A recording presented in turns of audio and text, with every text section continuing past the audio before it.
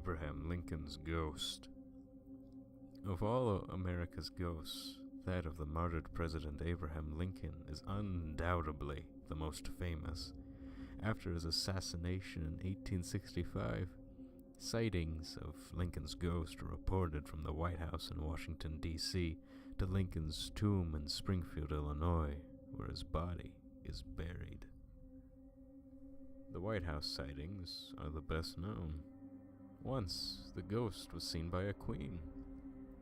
Shortly after the end of World War II, Queen Wilhelmina of the Netherlands was a guest at the White House. Late one night, she heard a knock at her door. She assumed that it must be something important, but when she opened the door, she saw a tall, bearded figure, all dressed in black, with a shawl draped over his shoulders. She knew who it was, and she fainted. Eleanor Roosevelt, who lived in the White House as First Lady longer than anyone else, never claimed to have seen the ghost herself, but she often told the story of the experience of one of her staff members. Her secretary was passing the Lincoln bedroom and saw a familiar-looking figure sitting on the bed pulling on his boots. The Lincoln bedroom was used as a guest room for visiting heads of state, but the secretary knew that there were no guests in the room at that time. On another occasion, President Franklin D. Roosevelt's valet apparently ran out of the White House shouting that he had seen Lincoln's ghost. Many who did not actually see the ghost said they felt its presence. Winston Churchill, Britain's Prime Minister during World War II, never admitted seeing or feeling any spirit.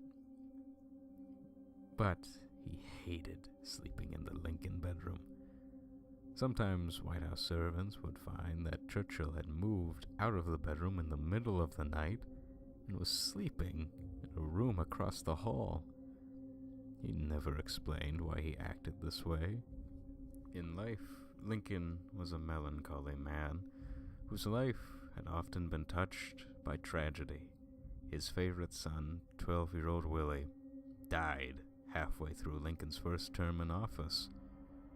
The death deeply affected Lincoln and nearly shattered his wife Mary.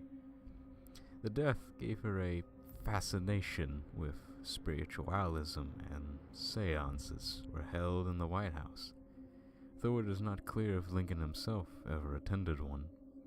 Willie's ghost has been sighted around the White House on several occasions.